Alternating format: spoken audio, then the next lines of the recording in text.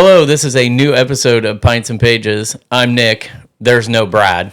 I'm Levi. Brad had a company party last night, so he is out of commission today. Hope he had a good time. Well deserved if he did, I'm sure. It's just me and Levi today. So I don't plan on dominating the conversation, but I'm going to. You're going to. So I'm going to dominate a lot of this because in my world, last night was the end of the partial end of an era. So John Cena's retirement match. So the Never Seen 17 is going to be a lot of what we probably discussed, just stuff around what happened last night in general, and what I keep hearing for the future. So that's what a lot of this is going to be about. I'm sure it's going to be a lot of me talking and Levi asking questions, Googling stuff to make sure that I'm correct. Probably. So last night's event, we're not even going to start with John Cena. I want to go to the other matches. Oh, I was making AI summarize the whole match for me. The whole match? John Cena. The whole John Cena match? Okay, well, I'll talk about the event. So Saturday night's main event was the event last night. It was in Washington, D.C. at the home building of the Washington Capitals, the hockey team. 19,000 people. They had a small stage. They didn't do the big stage because they put people behind it. Oh, so really? Like they came out of the tunnel, but they didn't put the stage up in front of the tunnel because they legitimately had people sit. Like that place was packed. There wasn't an empty seat in the spot. Yeah, cause wasn't the tickets like fucking $3,000 for the cheapest one? Well, they had actually really drastically dropped. Which, really? Yeah. Somebody posted online the other day that you could actually get seats in the nosebleed. And I know this still sounds absurd, but for as big of an event it was, you could get nosebleeds for like $200. So like you could get ringside for like $800-900. Like by yesterday, like that wouldn't have been bad. I think the inflated prices that we saw were people trying to get specific seats, like, and B, people buying confusing tickets for event tickets. So like, Events DC put this thing on, and there's this new Priority Pass is this thing that WWE does where, yeah, you get a front row seat, but you also get a meet and greet with The Miz, and you get a buffet with Sol Ruca and Bailey, and those tickets tend to be $10,000-15,000 because you're getting the weekend experience of the WWE. So, Friday night was also in Washington, D.C. at I believe the same place. It might even have been the same place. And I could be totally wrong. I thought they were both there, but maybe they weren't. So, last night they kicked off the event. Just like every great wrestling historian will tell you, if you don't want to end the event, you want to start it. So, Cody Rhodes and Obafemi started. I think Cody busted his eardrum. Damn. Well, I say that, but he came out at the end of the night and he seemed fine. So I don't know if he cut it on the rope or busted an eardrum. It looked like he busted an eardrum, but he could have cut it on the rope when he did a flip. So the end of the match seemed off. Like, I think there was always an intended run-in by Drew McIntyre, but it seemed weird how it all happened because of Cody's injury.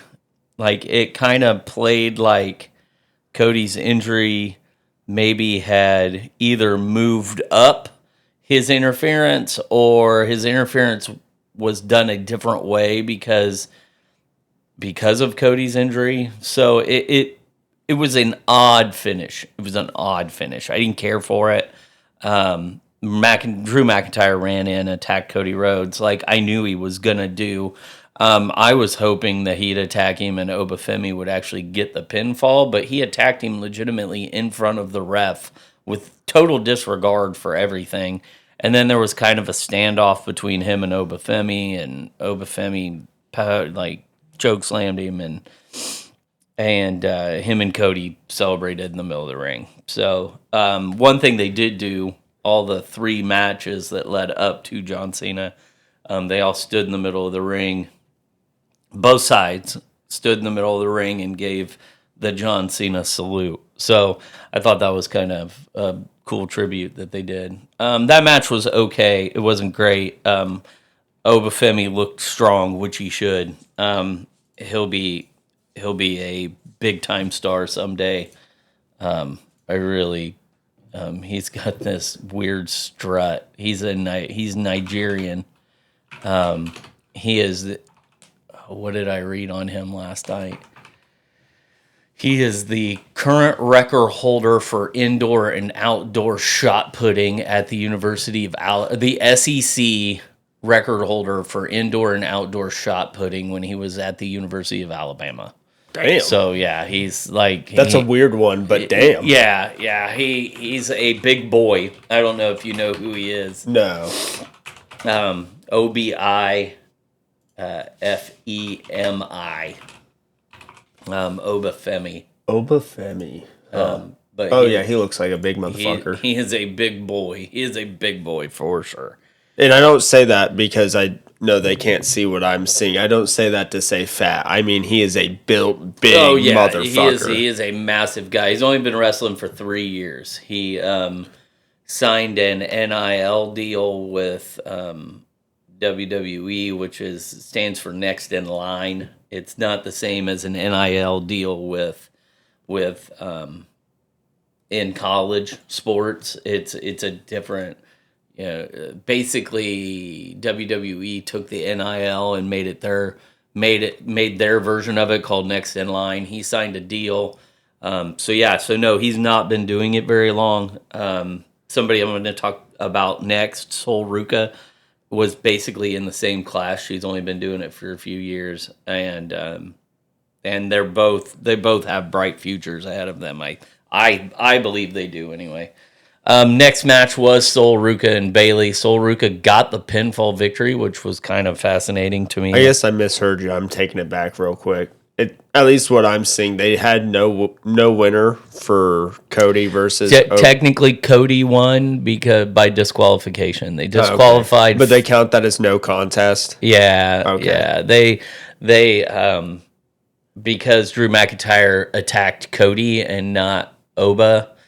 Oba gets disqualified. Okay, it's not a win. Yeah, yeah. I was looking at the overview, just eat all the names on the matches, who won, who lost, and it says no contest, and I was like, hold on, I just heard disqualification. Yeah, I mean, I looked at it as a disqualification. They raised, I believe they announced Cody as the winner by disqualification. So this is just wrong. So it's either wrong or it just was like, hey, listen, there really wasn't a winner because Drew McIntyre came in and fucked the whole thing up. So that makes sense too. Sol Ruka beat Bayley, like I said, pinned her. I was a little surprised, but not really. Bayley is always one to give back.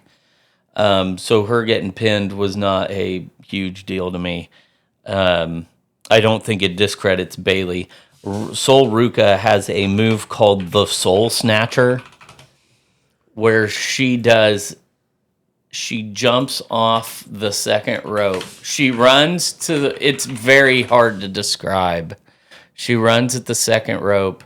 She catapults herself off of it, does a backflip into a cutter.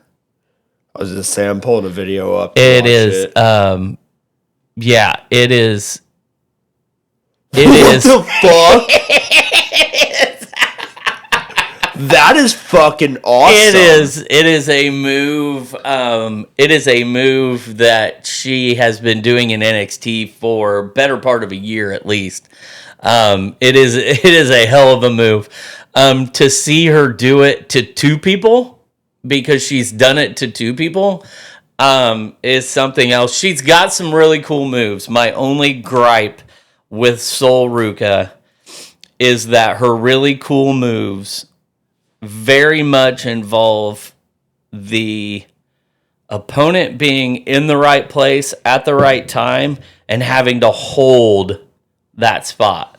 So it's like they're all set up. She did a very cool cartwheel flip DDT last night. But Bayley basically, until Sol Ruka could get her footing, Bayley had to stand, and like she didn't know when it was coming. So she's like standing there, and then to kind of prepare herself for impact, she kept looking back. So you could tell that it was like, it wasn't fluid. But none of her moves are ever gonna be fluid. It reminds me of a lot of what they do in AEW. It's probably why I don't like AEW. The moves are not fluid. They are just and this is gonna sound stupid because I know it's staged, but it makes it look staged. Yeah, it's not something that someone can just hit on a whim. Like you said, there had to be set up. She had to kind of sit and look dazed and be kind of in a certain spot. And stay for a little longer than what you should have. Yeah, Stone Cold Steve Austin never looked like he was giving a stunner to somebody that was prepared for it. Yeah. Like, Randy Orton never looks like he's giving an RKO to somebody that's prepared for it. A lot of her moves, because she's so athletic and she can do so much, her moves tend to look very like, oh, that was really cool. I don't like how Bayley had to just stand there and wait for it. Like, so I told Papal last night when he texted, oh my God, this is like, she's got, you have Papal watching WWE now? Yeah, she's really cool. Like, I like her moves, and I was like, yeah, she's got a bright future, but she's got to learn some ground and pound. Like, because she's got to have that ground game, because she can't just rely. At some point, your knees are going to give out. She's 26. Like, by 36... Not to say she's going to be doing it until she's... At 36, she's not going to be able to do that shit. No. And B, like, her matches will just look more fluid if she's got more ground and pound stuff. So, there's that. Match of the night, obviously, just like I figured it would be, was AJ Styles, Dragon Lee against Javon Evans and Leon Slater. Javon Evans and Leon Slater are both 21. Leon Slater started training when he was 9 to become a professional wrestler. And those two boys can fly. Like, they just flew through the air. It's fun to watch. It's exciting to watch. There were a couple of moves last night that just were like, only those four guys could have put them on. I feel bad for AJ. The match was fantastic. The setup was great. The action was nonstop. It was like probably no more than 7-8 minutes of just nonstop go. AJ goes to do his flying forearm and his feet slip on the ropes. Like, which sucks, but it's funny, I had just saw an interview with Rob Van Dam where he had talked about the difference between an ECW and a WWE ring.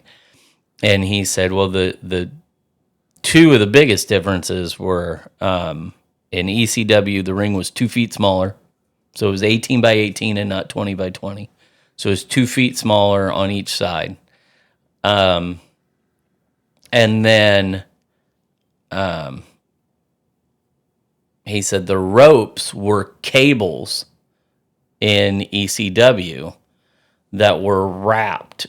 In WWE, they're legitimate ropes that are wrapped. And he said, and what that allowed ECW to do was make the ropes tighter. So when Rob Van Dam would do his jumps and his flips off the ropes, just like Sabu, it didn't have any give. You felt solid. Like it had give, but you hit the rope, you were steady, and then you did your thing. In WWE, you had to get used to the fact that the rope had a little more give. He said also what they used to do in ECW, when they knew that there was going to be a spot on the rope, the ref would wipe down the ropes. And they don't do that in WWE. So you figure you got 3 matches worth of sweaty guys and girls bouncing off those ropes. AJ goes to jump on it. Not only does that have a lot of give, but it's probably just slick as shit. So he biffed it. And it sucks because the match was like I said, it was the best match of the night. Even with the faux pas, it was the best match of the night. And but I'm sure all that was going through AJ's head was, I fucked that move up. Like, fucked my move up. Like, and so yeah, so it was, that sucked, but it was what it was. They improvised very well.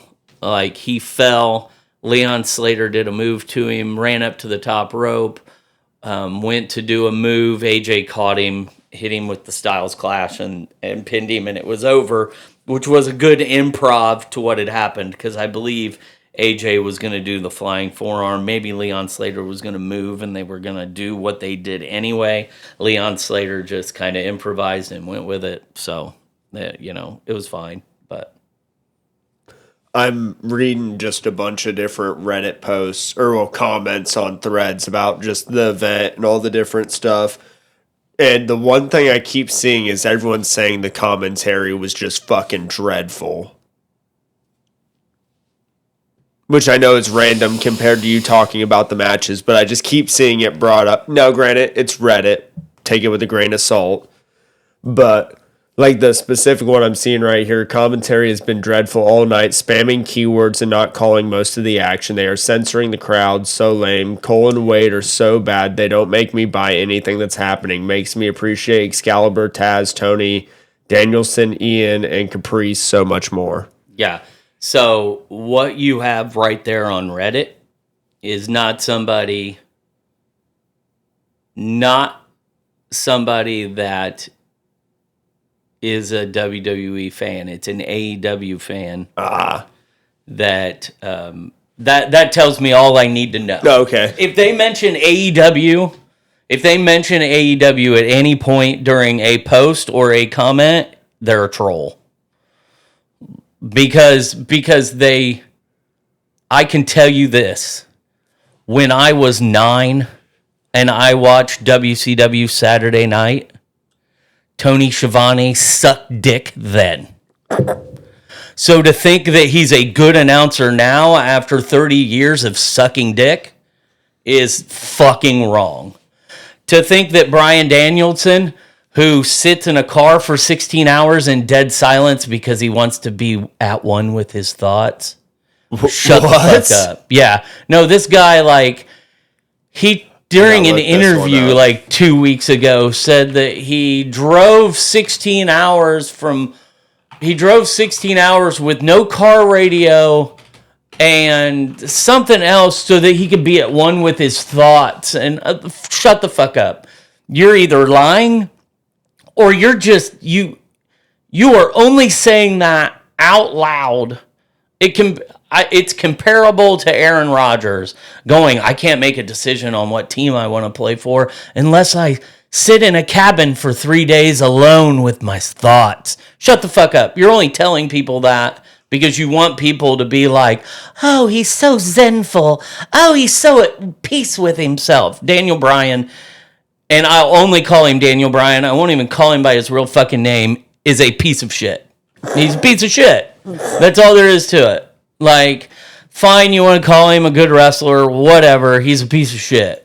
You're only telling people that because you want to seem like you're better than everybody else. I don't disagree. If I drove to Indianapolis in dead fucking silence, I wouldn't come home and go, guys, guess what I did today? Or I wouldn't get on this podcast and be and look in the camera and go, guys, man, I had this real big thought about fucking, I just drove and in dead silence and I was at one with my thoughts. No, you're only doing that and you're only bringing it up because you're a piece of shit. I don't disagree. That's all there is to it. That's all there is to it. Yeah, I'd rather meet somebody, and I have met people that I will have an entire conversation with, and they'll walk away and somebody will walk up to me and go, hey, like, he turned his life around or she turned their life around by doing yoga and meditation. And like, I would not know that by talking to them in the conversation. I don't need to know that you turned your life around or you fucking found you found peace and tranquility. Yeah, in fucking meditate. Like, if you're out there promoting it, it's because you think you're better than everybody else because you're doing it. Or you're trying to scam people to buy your course. Yeah, it's fucking stupid. So that tells me all I need to know about them. Michael Cole gave a shout out to Taz. I've always enjoyed Michael Cole. Did they use keywords and buzzwords? Yes. Isn't that kind of what you're supposed to do? It was John Cena's last night, motherfuckers. You weren't tuning in to a Friday Night SmackDown. You were turning into... It was literally called Saturday Night's Main Event, John Cena's final match. Like, so, yeah, no. They didn't do a whole lot of commentary and play-by-play. A lot of it was reflecting on John Cena. A lot of it was John Cena doing this and John Cena doing that. And I'm not a huge Wade Barrett fan. I never liked his character his character in the WWE. So as a commentator, I could care less. I'm not a huge fan of Wade Barrett behind the mic. That being said, I was glad it was Wade Barrett, not Corey Graves, because I'm not a huge Corey Graves fan either. Would I have preferred Pat McAfee? I would have preferred Pat McAfee. Everyone would prefer McAfee. Did they do a bad job? No. And if you ask me if I'd rather listen to Michael Cole and Wade Barrett read War and Peace, or I'd rather listen to fat no-neck Taz, dry as a bone with no personality Tony Schiavone, and slur my words because I've had 7 strokes Jim Ross, I'd rather listen to fucking Wade Barrett and Michael Cole. I'm sorry, but those 3 guys can't call a decent fucking match if it hit them in the fucking face. They just can't. They can't. Taz is fine. Taz is fine. JR was fine 3 strokes ago. Not now. Jerry Lawler was the only reason... Jim Ross was tolerable. Jim Ross did everything he was supposed to do. Is he the greatest announcer of all time? He's not. That's Michael Cole. I'm sorry. It is. It's Michael Cole. If you want to go back, the best announced team of all time, period, bar none, is Gorilla Monsoon and Bobby Heenan. Everybody else can fuck off. But Jim Ross was palatable because Jerry Lawler was fucking hysterical. And that's all there is to it. And Tony Schiavone has not been tolerable at any point in his entire fucking career. So, there you go. I'll die on that fucking hill. And I will honestly, because this is going to be an hour of me talking about wrestling, I have stopped following and have blocked wrestling pages, because what's shocking to me is that I follow a bunch of Facebook stuff, Facebook and TikTok, and it all ends up, all it is AEW people. Like, I don't know if WWE fans can't afford the internet, don't care about the internet, don't get on Facebook to post their shit about the internet, but AEW fans do.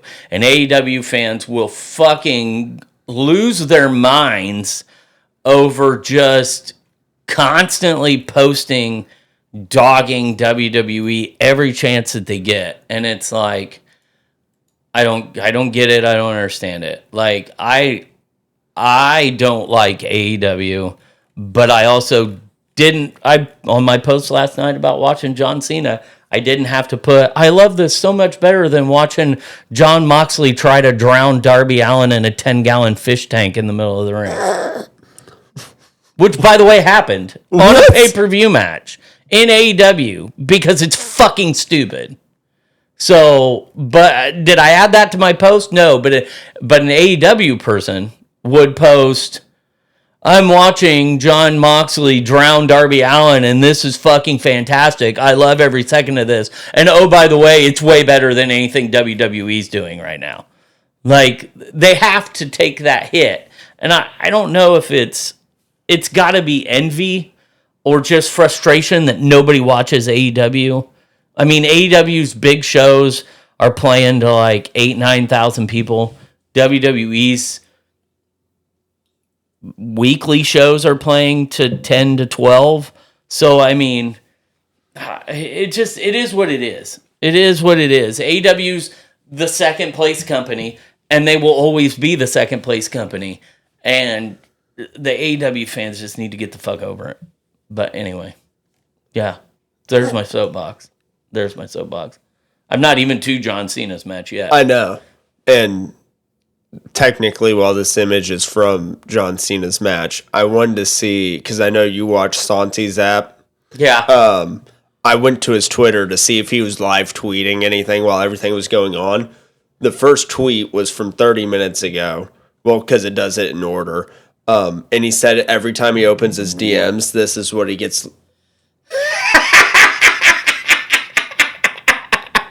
And for everyone that can't see that, it is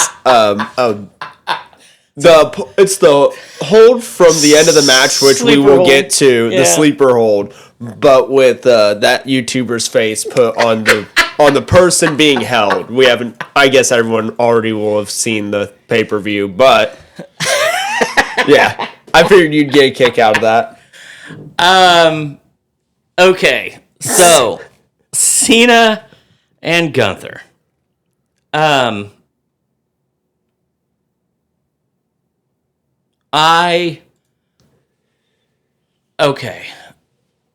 do I begin?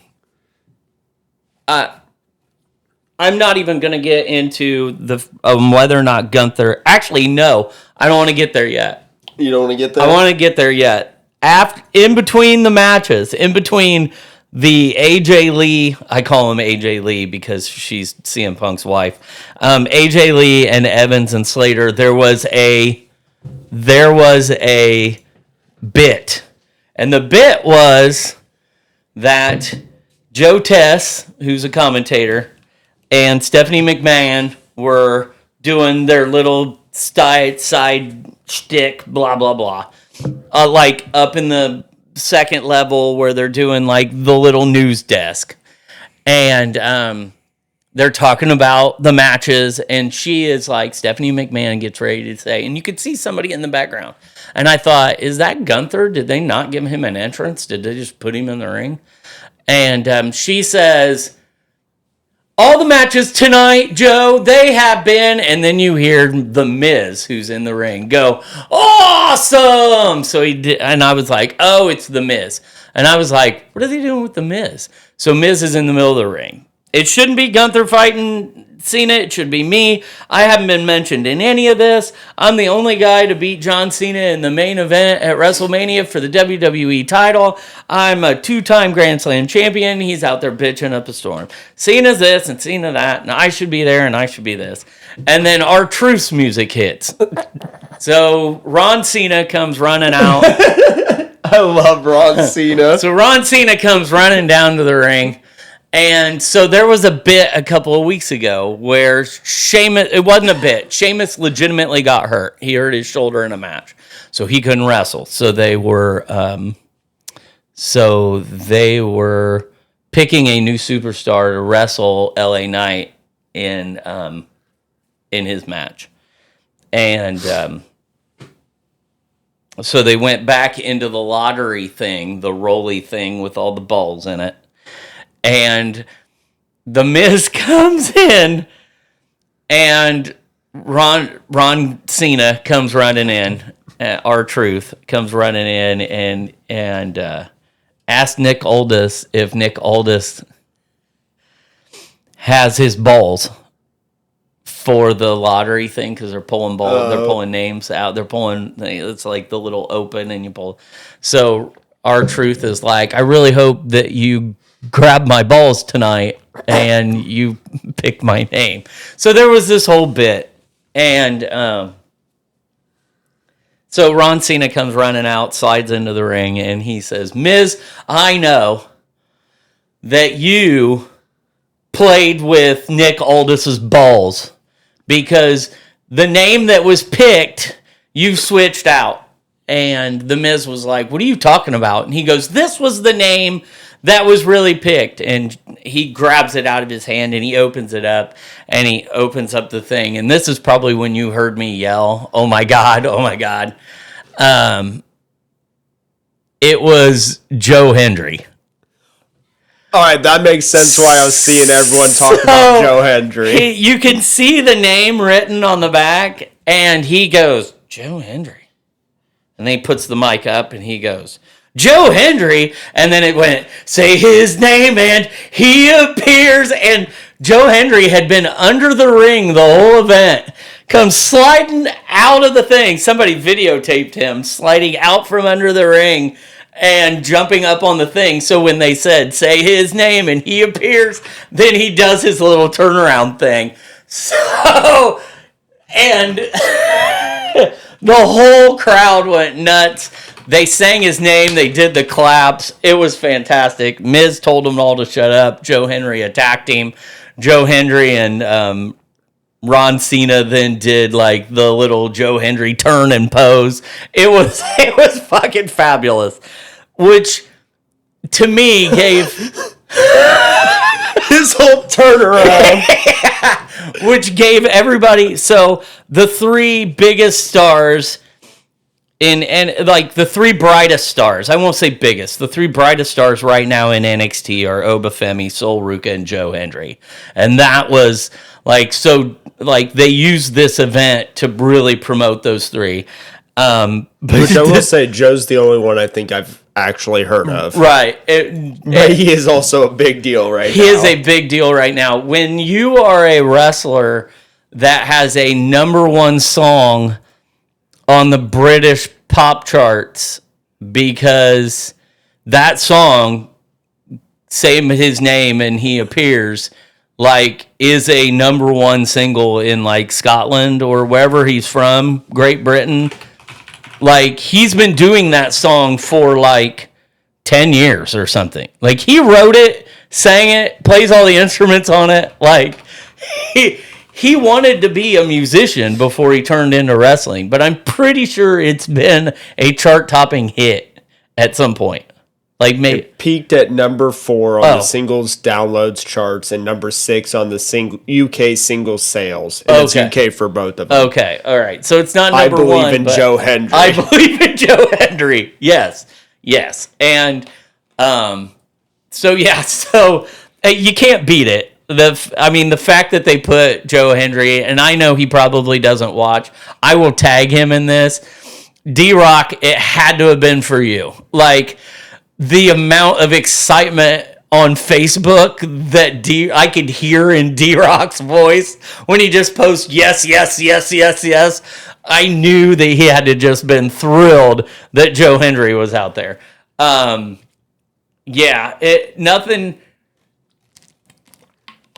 There are very few times where I can be shocked in wrestling. One was, and one of those times, I don't know if it was shocked, but it was just like in awe, was WrestleMania this year when Joe Hendry come out to wrestle Randy Orton as the surprise person. Because if you thought 20,000 people singing his song last night was obnoxious, try 60,000 people singing his song, because that place came unglued when he came through the curtain. I bet. And so it's just nice to see that he got some airtime. People were bitching a lot because he wasn't in the tournament to face John Cena. I get why he wasn't, because you don't want him to lose. You want him I think they're going to be brought up. I think they're going to put a rocket on his back at some point. Like, I could see him not spending a lot of time in NXT, just kind of getting used to the WWE ring, WWE way of things, and getting brought up to the main roster pretty quickly. So and maybe you can clarify, because I had saw when I was first looking at things, pulling stuff up before we recorded, and I didn't see the date on it, but he got signed to WWE? He did. Or is that signed to NXT under WWE? Yeah, he signed. He's a WWE employee right now. He's just on the NXT brand. Okay, that's how that works. TNA, his contract with TNA expired, and he signed with WWE, which was the intent all along. Like, I mean, he wanted to get to WWE. TNA has been a very good spot for a very long time for him. But it was definitely time for him to make this progression into WWE. If anybody wants to see anything worthwhile and have a fantastic laugh, go back and watch Joe Hendry clips. Like, he's got a song that he did when he was in Evolve, with Drew McIntyre, because what he used to do was he would put, you remember in Deadpool where he put the paper Hugh Jackman face on himself? Yeah. Okay, Joe Hendry will take his opponents and put a paper mask of them on himself and then sing songs. So, like, there was this, I don't know if it was Drew McIntyre, but it was this guy that had this biker gimmick. So he comes out, like, he doesn't come out. It's a full-fledged video that they are playing on their big screens. And Evolve is not a huge promotion in Europe. Maybe 2,000 people, 1,500. It's probably not as many as that. He came out, he put their paper mask on his face. He's riding a tricycle, and it's to Limp Bizkit's Rollin'. What? But it's his words. So it's the Limp Bizkit music, but it's Joe Hendry singing the words. And it is the funniest shit you will ever fucking see. But he's been doing that for years to people in, like I said, in Evolve, in TNA, and newly appointed NXT. He's been doing it to NXT people now too. Because, and I'm not going to mean to be graphic, but this is the part of the program where may get a little cringy. Chelsea Green and Ethan Page are feuding, kind of feuding. They have a thing with Thea Hale and Joe Hendry. Well, there's this part where Joe Hendry comes out, and if you say her name, and she'll appear, and he says Thea Hale, and she jumps out of the cake that's behind Ethan Page and Chelsea Green in the ring because they're celebrating that they just won the AAA Mixed Tag Team Championship. So they're having this Canadian celebration. They're both Canadian. Page and Green are both Canadian. So they're having this Canadian celebration. He's the North American champion, which he's made look like a Canadian belt. He's put the Canadian flag on it. And then she's the United States champion, but they're also tag team champions. So Thea Hale jumps out of the cake, goes to hit Ethan Page with a piece of this cake, and he moves, and she hits Chelsea Green. Chelsea Green then infamously says, "I have never been creamed like this in my life." Which she did not think was going to make television, but it did. Oh, yeah. So then Joe Hendry wrote a 2-minute song about it. About Chelsea Green is married to Matt Cardona. That's his real name, Zack Ryder in WWE. And he has a podcast called Major League Figures, where he does a podcast about action figures. He collects action figures. He's got an entire company that makes the old rubber action figures. Matter of fact, I think he owns the mold, the original molds. But anyway, I digress. in the song, he says, "You said you've never been creamed before." Something about Matt Cardona being upset with Ethan about being your partner. And it shows Matt Cardona. It shows Joe Hendry with a Matt Cardona paper mask on with a t-shirt that says "I love toys," marker Sharpie written "I heart toys," and he's got 2 action figures and he's playing with them. It is hysterical. I love every second of it. You cannot beat Joe Hendry's comedy chops, and he can wrestle in the ring, which is even better. So I hope they bring him up fast and quick, because he is great. He is fantastic. So, but yeah, comedy gold. Okay, so now that I've beat the Joe Hendry horse to death, Cena and Gunther. I won't get into whether or not Gunther should have been his opponent. I'm fine. I'm one of the few that are fine with Gunther. The match was okay. You are one of the few that was okay with Gunther. I don't know if you've seen videos from after the event last night. I'm aware. Yeah, they had to get more security just so he could get to his bus. Yeah, I'm aware. I'm aware. I'm fine with Gunther. And I will tell you why. I will tell you why. And if wrestling fans watch this, I hope that they put it out there. I hope that you take the time to clip this out and put it on TikTok and tag Xanty in it, for all I give a shit. I'm fine with Gunther being his opponent, because I will say this.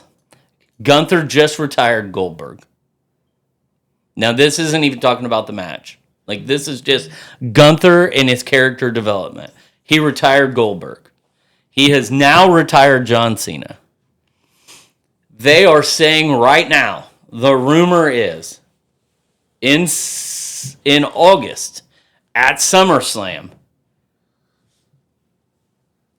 in Minnesota, Brock Lesnar is going to retire. Because he's part-time now anyway. He's 48. He's ready to call it a career. He wants to do it in his hometown, which is Minneapolis, Minnesota. It's a 2-day event. It's a huge SummerSlam. I want to see Gunther retire Brock Lesnar. I want to see... I have a question for you, and I don't know if I'm cutting you off here, but wouldn't it feel almost too gimmicky that this man is just every opponent he faces, he is now retiring? They said it last night when he was walking out of the ring. I want his gimmick to be career killer, ring general Gunther. All right. I can see that. Randy Orton beat up Roddy Piper, Hulk Hogan, Mick Foley, Jimmy Snuka, Ric Flair, and he lived, and The Undertaker, for that matter, and lived off that legend killer gimmick to this day. You know, you say that, and I'd never even put that into thought, but that is, that was his thing. For Gunther to be the guy that shuts down careers brings you 2 things. One, yes, it's gimmicky, but at some point, you have to be... Which career is he not going to end? So, if Brock Lesnar has a final match, the Beast, the prototypical human being, the alpha of our species, as Pat McAfee would call him. I have heard funny stories about him, but I'll let you continue. Brock Lesnar says that he's done. Or even if the rumor is going into the SummerSlam match, hey, this could be it, because I can't see Brock wanting a send-off. Not like Cena. Yeah. Not like The Undertaker. I could see Brock's match ending, Brock taking all his shit off, putting it in the middle of the ring like everybody else does, and leaving. Like, and nobody even knowing that was going to be his last match. Like, because Brock Lesnar himself, I don't think would want the fare that goes along with it. But if you go into SummerSlam not knowing whether or not it's going to be Lesnar's last match, or even knowing that it's going to be Lesnar's last match, and him being a guy that in the middle of the match could change his mind and not let it be his last match. Yeah. And could legitimately stop somebody from making it his last match. The only viable option at this point is Gunther. Yeah. I can see that. It's not Roman Reigns. It's not Cody Rhodes. It's not CM Punk. It's not Jey Uso. It's not Braun Breaker. It's not Bronson Reed. If you want to make me believe that somebody could stop the alpha species, it's Gunther. And then at that point, to my statement, where does it end? So you got Brock Lesnar, you've got AJ Styles, supposedly Jericho's coming back. Does Gunther just start lining them up and shutting them down? And then do you get to a point to where you're like, maybe in 7 years, Gunther's like ready to call it a day, and it's like, who's gonna stop the career killer? Is it Obafemi? Is it Braun Breaker at that time? Is it Bronson Reed at that time? Is it Joe Hendry? Like, somebody's got to put an end to the career killer. Yeah.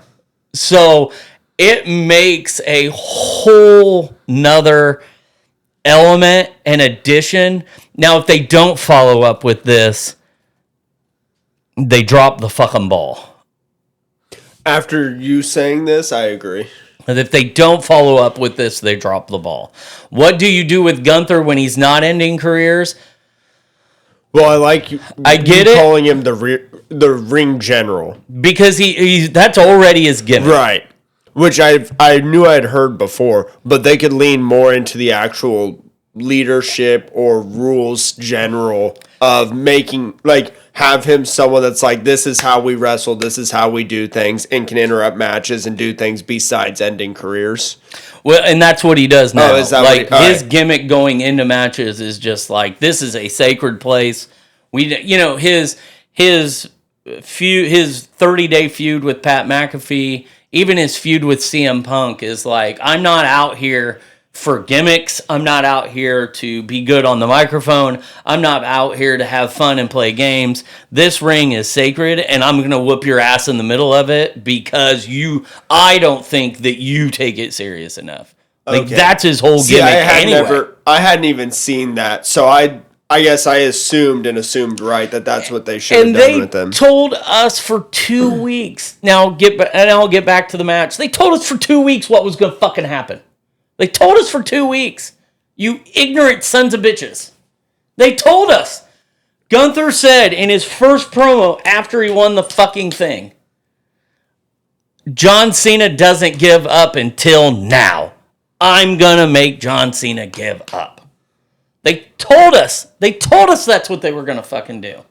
Now, could they have had him pass out and not actually give up? Yeah.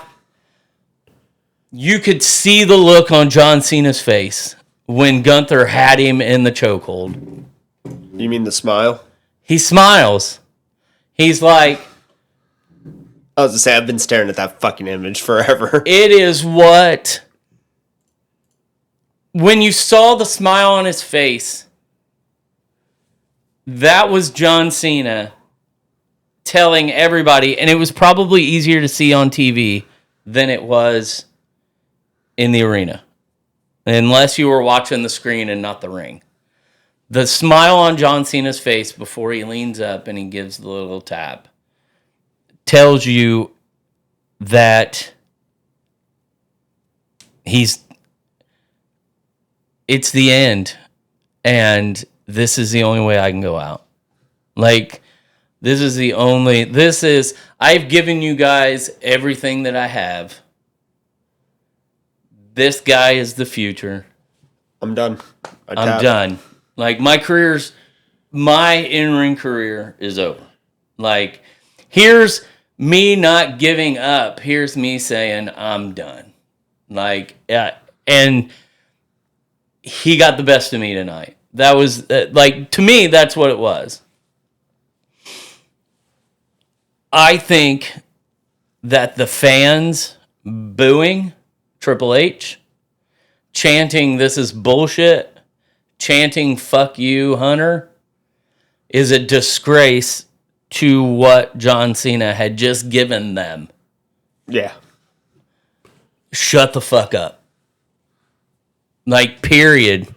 You are tarnishing everything that... Every time somebody wants to go back and watch the ceremony, it's getting hijacked by grown men acting like 5-year-olds chanting, "Fuck you, Hunter," because they, and by they, I will say 75% of them in the audience, hated seeing John Cena win 10 years ago, but wanted to see him win the last match of his career. Fuck you.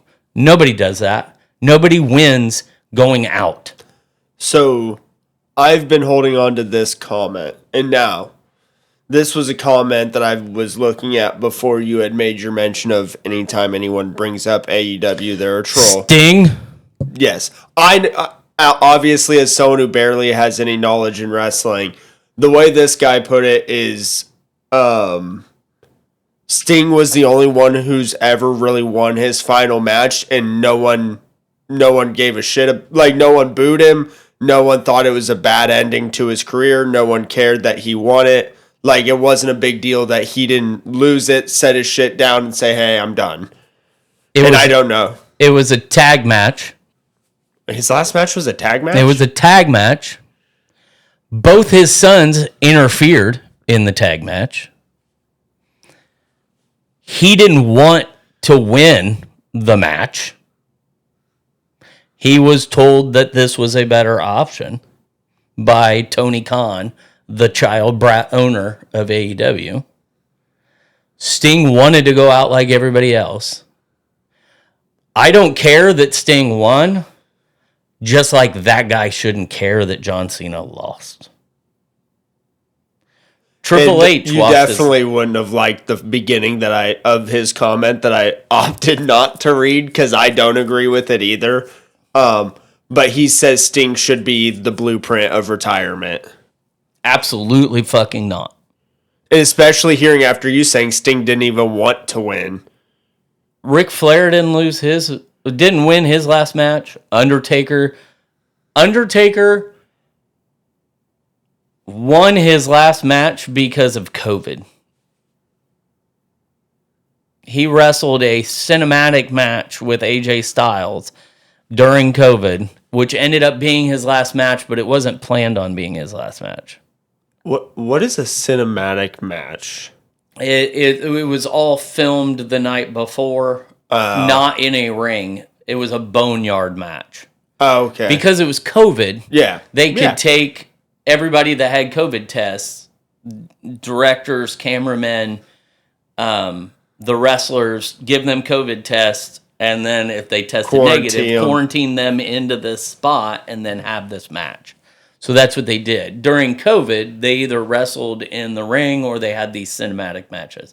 John Cena had one with Bray Wyatt, and the same year that Undertaker had his with that makes sense AJ why Styles. I saw people a little while ago on Twitter talking about John Cena and Bray Wyatt. Yeah, so nobody wins on their way out. That is just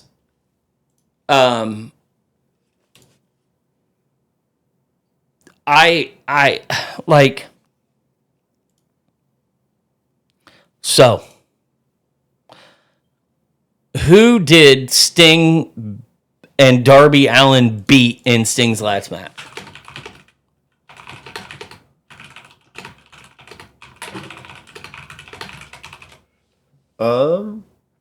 The Young Bucks, Matt and Nick Jackson.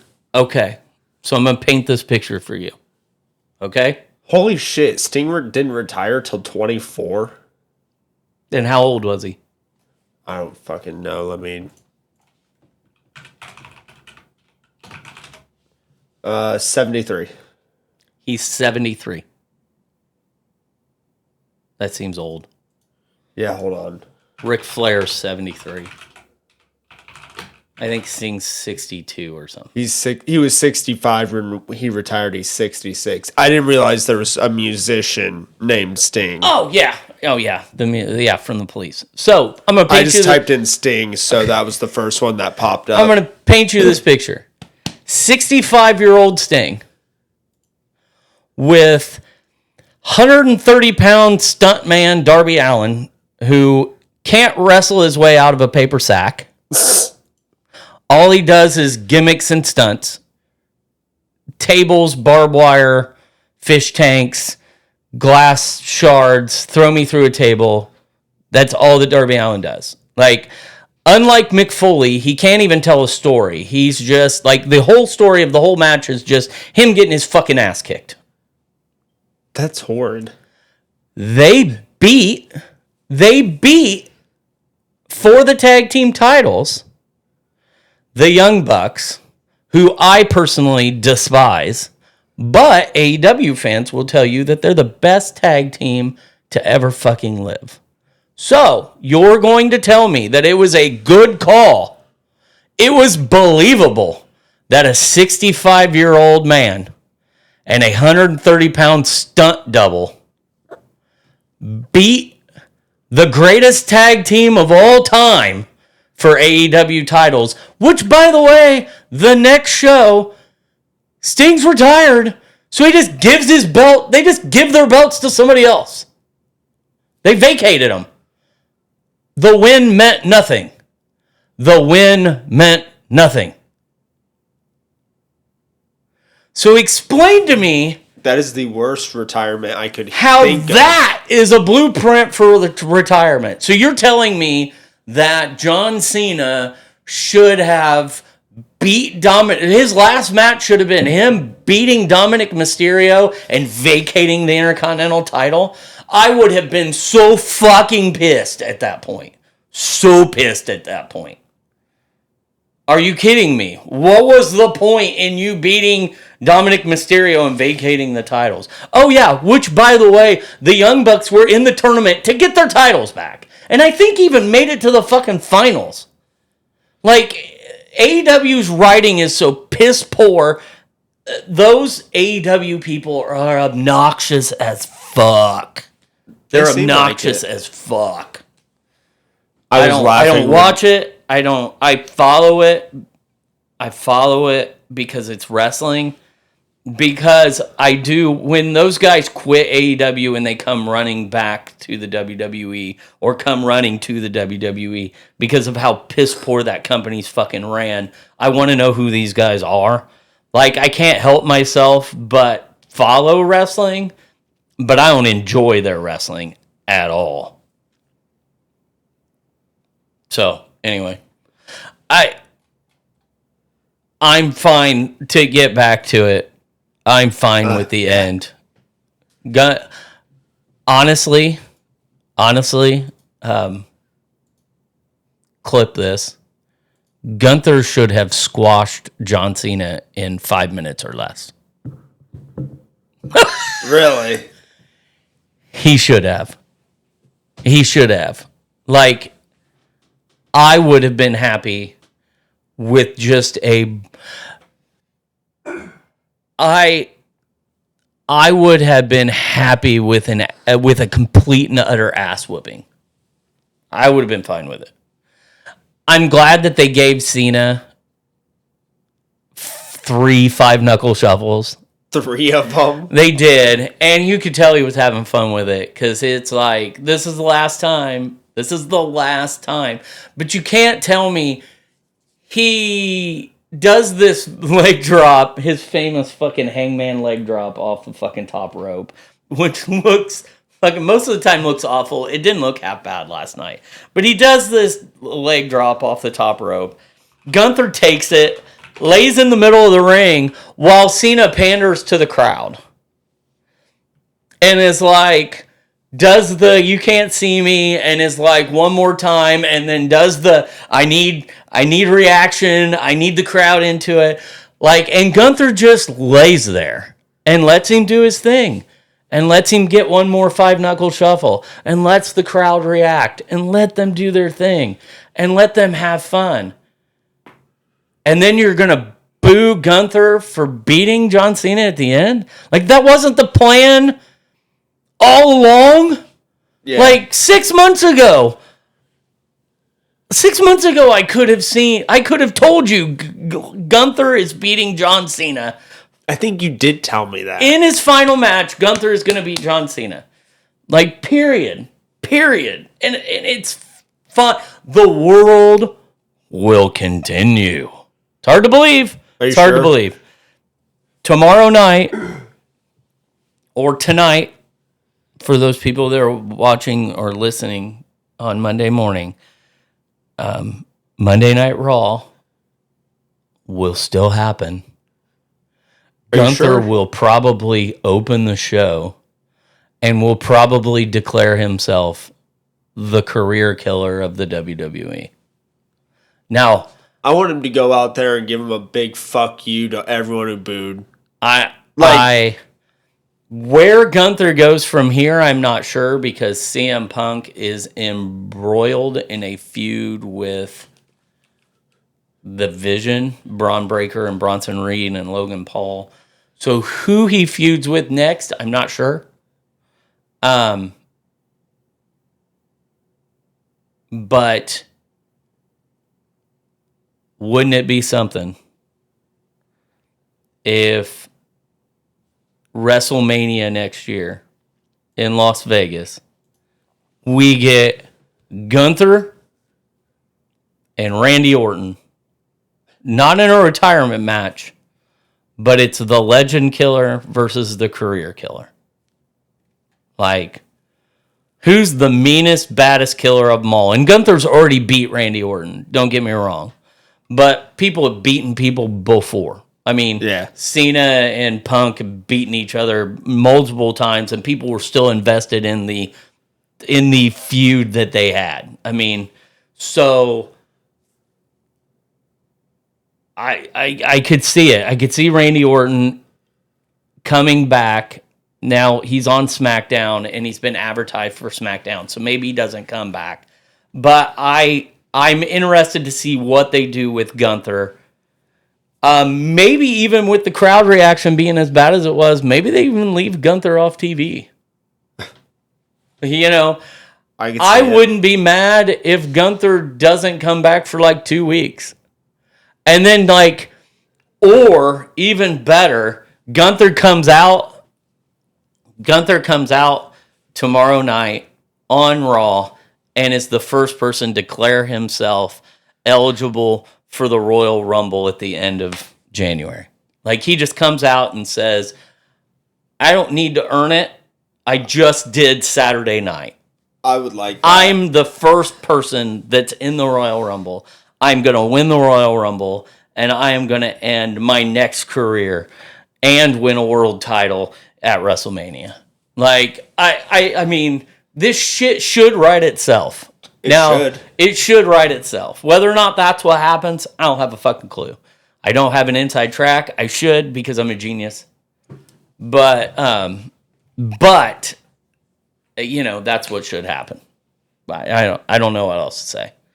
So, how long has it been? Hour 3, hour 4. I've blabbered for an hour. Oh, this is what happens when you get me talking about wrestling. So, well, hey, we needed something to fill since Brad wasn't here. Yeah. Hopefully, like we said, he had his wonderful night. Yeah. Is there any questions that you have over the wrestling event?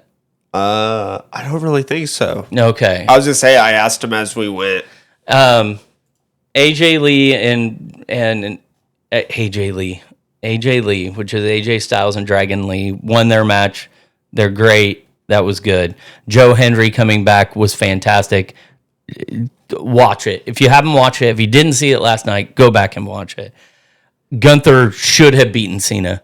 He did beat Cena. He made him tap Cena's out. Walk off. He should have beat him. Yeah, and honestly, Skechers should be paying for that fucking time that John Cena gives them. Holy shit. But anyway, he should have beaten him. It was a great tribute at the end. The video with his mom and his dad and everybody talking about him. It was a great tribute video. It was wonderful. It was fantastic. And for all the fans that were booing Triple H and chanting bullshit and all your other fucking childish shit, you should be ashamed of yourself for ruining John Cena's moment at the end of his career in the ring. You should be fucking... Nobody batted an eye, and I know it wasn't his retirement match, but nobody batted an eye when The Rock and Hulk Hogan at WrestleMania 18 wrestled, and the crowd cheered Hollywood Hulk Hogan in his return, wearing NWO gear. They cheered Hulk Hogan. The Rock went heel mid-match, and guess who won? The Rock. You know why he won? Because Hulk Hogan was 835 years old, and he was at the end of his fucking career. That's why he won. John Cena beating Gunther. The only way that John Cena would have won last night's match was as if he was wrestling The Miz, because The Miz could have lost and nobody would have given a shit. If John Cena would have beaten Gunther last night, it would have buried Gunther forever. Who's going to take Gunther seriously if you just got beat by a guy who has nothing left to give, who's been on a retirement tour for a year giving interviews going, I can't continue. I only could do 36 dates this year because that's all my body could handle. And you're going to come out and beat the biggest machine, Gunther, the wrestling machine, Gunther, in the middle of the ring. It was just bullshit. It was bullshit to think that he was going to win. That's something people need to, wrestling fans need to be looking more at, is the interviews, like you said, where he's like, hey, I only did this many dates because my body can only handle it. And then if you think about it, this is the last date. His body's destroyed. No shit, he loses. Yeah. For him, like, you putting it that way, not that I didn't agree that him losing was a better storyline, but it cements it in my head where it's like, oh yeah, this is a man that's done this for 25, 30 years, and he's destroyed. Yeah, he's ready to call it a fucking day. He's ready to call it a day. And for him to... And for those of you, yes, could it have done... Could they have, and I would have been happy with him passing out and Gunther getting the win due to knockout. I could have lived with that too. I think the tap is better. But I think with the look on John Cena's face when he tapped, I think the tap is more impactful. Obviously it's impactful. It made everybody lose their goddamn minds last night. Obviously, it was impactful. People will be talking about this for fucking weeks. Yeah. Weeks will be talking and fucking angry that John Cena tapped. And it's everything that you want when you're writing a fucking story. When you're writing a match, when you're producing a match, when you're going scene by scene, move by move, interaction by interaction at the end of the match, when you have everybody at the end of the match go, what the fuck just happened? You just struck gold. Did anybody want Brock Lesnar to end Undertaker's streak, WrestleMania streak? No. Were they all pissed off about it? Yeah. Did Undertaker keep fucking wrestling and nobody gave a shit? Yeah. Did Brock Lesnar keep wrestling and nobody gives a shit to this day? Yeah. Guess what, guys? We'll move forward. I'm not going to not watch Peacemaker Season 3 because fucking John Cena pissed me off because he tapped. I'm not going to not watch Monday Night Raw because Gunther made fucking John Cena tap. Shut the fuck up. You're going to keep watching it. Be angry. Be mad. But WWE, because WWE loves the fact that you're both. Loves the fact that you're upset. Loves the fact that you're mad. Loves the fact that you're making content about it. Loves the fact that you're talking about it. Keep talking about it. It was the right move. It was the right move. And you know what wasn't? Sting. Sting winning his last match was not the right move. AEW can go blow goats. And I don't mean John Cena, who's the goat. That's a wonderful place to call it. So, yeah. So, anyway, don't forget to like, share, subscribe. If you made it all the way through this, God bless you. It's been me rambling about wrestling for a fucking hour. I was happy to do it, and I will continue to do it. Yeah. So, like, share, subscribe. If you're not watching us on YouTube, fair enough. I don't need you to see my beautiful face anyway. You can do. Is this how you feel? Nice. No. The end.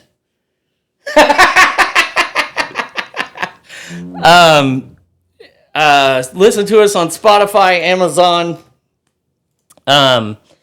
What else are we? iTunes, wherever we're at. Listen to us. And just keep supporting. So we appreciate everybody that listens and or watches or turns on YouTube and has us in the background. Whatever you guys do, we appreciate it all. So I'm Nick. That's not Brad. I'm Levi. And this has been Pints and Pages.